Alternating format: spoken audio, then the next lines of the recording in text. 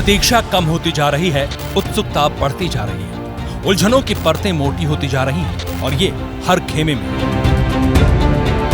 क्योंकि exit poll में picture clear नहीं है, कहीं रिवाज कायम होता दिख रहा है, कहीं राज की वापसी है तो कहीं त्रिशंकु की संभावना दिखाई दे रही है। लेकिन सिर्फ एग्जिट पोल के नतीजों में कंफ्यूजन नहीं है, राजस्थान का नया सीएम कौन होगा इस पर भी सस्पेंस है। 36 घंटे बाद सब साफ हो जाएगा, कांग्रेस या फिर बीजेपी। मगर ये अभी भी तय नहीं हो पा रहा कि अगर कांग्रेस की वापसी हुई तो फिर चेहरा कौन होगा।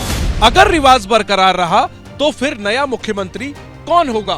क्या महारानी की वापसी होगी या फिर नए चेहरे पर दांव लगेगा?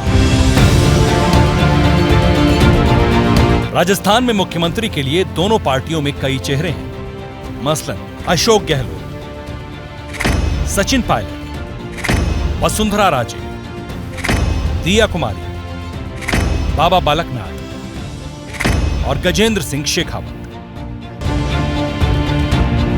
इन सब के बीच जवाब उस शख्स से सुनिए जो मुख्यमंत्री हैं। पिछले 25 बरस से राजस्थान कांग्रेस की धुरी है, जो रिवाज बदलकर राज बरकरार रखने के लिए बेकरार है। पांचों राज्यों में बीजेपी कहीं जीत नहीं रही है, सरकार कांग्रेस की बनेगी राजस्थान के अंदर। मेरा हंच कहता है कि इस बार कांग्रेस सरकार पब्लिक बनाएगी। मुख्यमंत्री के बारे में सबकी एक ही राय है, कांग्रेस पार्टी, अशोक गहलोत। जबरदस्त सियासी जंग के बीच आस है, विश्वास है और ऐसा इसलिए भी है कि 3 दशक में पहली बार एग्जिट पोल में दावा किया गया है कि मरुधरा में सियासी जादूगर का जादू चल गया है। अगर कांग्रेस जीतती है तो इसका श्रेय अशोक गहलोत की सरकारी योजनाओं को जाएगा। विधानसभा चुनाव में अशोक गहलोत ने 100 से ज्यादा रैलियां की। राजस्थान कांग्रेस पर अशोक गहलोत की मजबूत पकड़ है। एक्सिस माई इंडिया के सर्वे में भी दावा किया गया है कि अशोक गहलोत को 36% लोग बतौर मुख्यमंत्री पसंद हैं। सामने 24 की लड़ाई, 25 लोकसभा सीटों वाले राजस्थान में कांग्रेस लेश मात्र भी रिस्क नहीं लेना चाहती कि ये गलती स्वयं कांग्रेस को जो है शायद अब सता रही होगी कि जो गलती जो की है उन्होंने वो ये है कि अशोक गहलोत के अलावा क्षेत्रवार अगर वो नेतृत्व किसी और को देते, जो राज्य का नेतृत्व आप समझिए अशोक गहलोत, लेकिन क्षेत्रवार अगर नेतृत्व समझिए आप बीकानेर संभाग का कल्ला जी को देते या किसी और को देते, इस तरह से मेवाड़ का सीपी जोशी को देते। अब आप देखिए कि मेवाड़ के अंदर इतना, यहाँ पर इतनी बड़ी सीट है जो इस मेवाड़ ने और वागड़ ने 3 मुख्यमंत्री दिए, उस पूरे क्षेत्र में कांग्रेस का एक को संभालने वाला कोई नेता नहीं। यानी 72 बरस के गहलोत पार्टी में सूबे के सारे चेहरों पर भारी है। अगर कांग्रेस की वापसी होती है तो अशोक गहलोत पहले नेता बन सकते हैं जो मुख्यमंत्री बनकर सत्ता का चौका लगाएंगे। तो कांग्रेस की तरफ से अशोक गहलोत दोबारा मुख्यमंत्री हो सकते हैं। लेकिन बीजेपी की सरकार बनी तो कौन होगा मुख्यमंत्री? पूर्व सीएम वसुंधरा राजे या दिया कुमारी या फिर बाबा बालकनाथ या केंद्रीय मंत्री गजेंद्र सिंह को बीजेपी नया सीएम बनाएगी?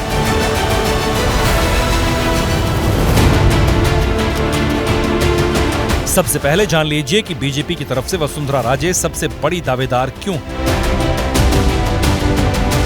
विधानसभा की करीब 80 सीटों पर वसुंधरा का प्रभाव है। महिलाओं में वसुंधरा राजे की अच्छी खासी पकड़ है। अलग अलग जातियों के बीच भी उनका मजबूत आधार है। इस चुनाव में वसुंधरा ने भी 100 से ज्यादा रैलियां की। स्वागत है भाई। लेकिन पहली बार ऐसा हुआ कि बीजेपी ने वसुंधरा को मुख्यमंत्री का चेहरा घोषित नहीं किया। वसुंधरा राजे के कई करीबियों को पार्टी ने टिकट तक नहीं दिया। ऐसे में संकेत साफ हैं कि बीजेपी वसुंधरा के साथ ही दूसरे नाम पर भी विचार कर रही है। अगर बीजेपी जीतती है तो यह भी हो सकता है कि वसुंधरा राजे की जगह किसी और को मुख्यमंत्री बनाया जा सकता है। इनमें सबसे बड़ा नाम है दिया कुमारी का, जो राजसमंद से लोकसभा की सांसद है। राज परिवार से ताल्लुक रखती है। दिया कुमारी की दावेदारी इसलिए भी मजबूत है क्योंकि महारानी को राजकुमारी से रिप्लेस करना मुफीद रहे। राजपूत और महिला वोटर्स को साधने में पार्टी को ज्यादा मुश्किल नहीं होगी। केंद्रीय नेतृत्व के साथ दिया कुमारी के संबंध अच्छे रहे। हालांकि एक चेहरा और भी है जिसकी राजस्थान बीजेपी में काफी चर्चा हो रही है और वो है बाबा बालकनाथ, जिन्हें एक सर्वे में वसुंधरा से ज्यादा लोकप्रिय मुख्यमंत्री कैंडिडेट बताया गया। एक्सिस माई इंडिया के सर्वे में भी दावा किया गया है कि बाबा बालकनाथ को 10% लोग बतौर मुख्यमंत्री पसंद करते हैं। सांसद बाबा बालकनाथ में मंडल और कमंडल दोनों का मिश्रण है। रोहतक स्थित स्थल बोहरनाथ आश्रम के महंत और ओबीसी समाज से आते हैं। केंद्रीय संगठन के साथ बाबा बालकनाथ के भी अच्छे संबंध हैं। नए समीकरण के तहत जब इस बार बीजेपी ने सांसदों पर दांव लगाया तो बाबा बालकनाथ को विधानसभा के चुनावी मैदान में उतारा है। इसलिए राजस्थान के इस योगी को भी सीएम कैंडिडेट माना जा रहा है। लेकिन बाबा बालकनाथ को ज्यादा अनुभव नहीं है, सिर्फ एक बार सांसद बने हैं। इसलिए गजेंद्र सिंह शेखावत के नाम की भी चर्चा हो रही है, जिन्होंने केंद्रीय संगठन के दूत बनकर पूरे विधानसभा चुनाव की कमान संभाली थी। गजेंद्र सिंह शेखावत पीएम मोदी के करीबी माने जाते हैं। अपने कुशल पावर प्रेजेंटेशन से काफी बार ध्यान खींच चुके हैं। राजस्थान के अहम माने जाने वाले राजपूत समाज से आते हैं। इस बार राजस्थान के चुनाव में उन्होंने जबरदस्त मेहनत की, लेकिन वो खुद चुनावी मैदान में नहीं उतरे। हालांकि राजस्थान में बीजेपी वसुंधरा के अलावा बाकी चेहरों पर तभी विचार कर सकती है जब उसे प्रचंड बहुमत मिले।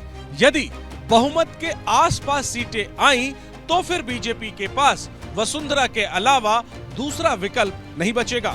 इसकी 3 वजह हैं। पहले ये कि पार्टी में वसुंधरा की पकड़ ज्यादा मजबूत है, विधायकों का एक बड़ा कुनबा उनके साथ माना जा रहा है। दूसरा ये है कि अगर बागियों और निर्दलीयों की जरूरत आती है तो वहां भी वसुंधरा राजे का संपर्क कहीं ज्यादा पुख्ता माना जा रहा है। और तीसरी ये कि साल 2024 की लड़ाई अभी आगे है। और हैट्रिक बनाने के लिए बेकरार बीजेपी किसी भी कीमत पर 2024 को लेकर रिस्क नहीं लेगी। ऐसे में एग्जिट पोल के मुताबिक अगर बीजेपी को सत्ता मिली तो वसुंधरा का चेहरा ही अहम हो सकता है। केंद्रीय नेतृत्व के अंदर उनके दिमाग में क्या है, ये बात अभी तक सामने नहीं आई। और दूसरा, कौन नेता होगा, उसका आधार क्या होगा, जातिगत होगा या प्रशासनिक क्षमता रखने वाला होगा। जिस रूप में वसुंधरा जी को देखा जाता है कि वो सब जाति के लोगों को साथ लेकर चलती है। और सबसे बड़ी बात है कि महिलाओं के अंदर जो वसुंधरा जी की लोकप्रियता है वो आज भी कम नहीं। हालांकि ये सब एग्जिट पोल के मुताबिक है। 3 दिसंबर को जब गिनती होगी उसमें एग्जैक्ट किसको कितनी सीटें मिलती हैं, उसके बाद ही सब कुछ तय होगा।